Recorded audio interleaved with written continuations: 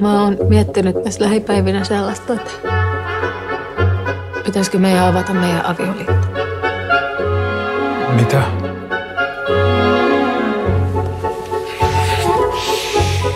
Miten se sitten niin kuin käytännössä menisi?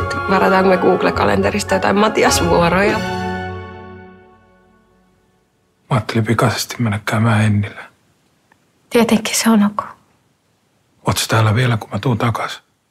Ajattelin, että mä menisin Tinderiin.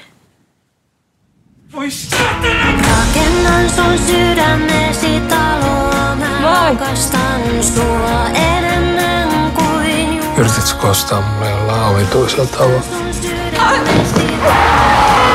rakastan sua enemmän kuin Jumala.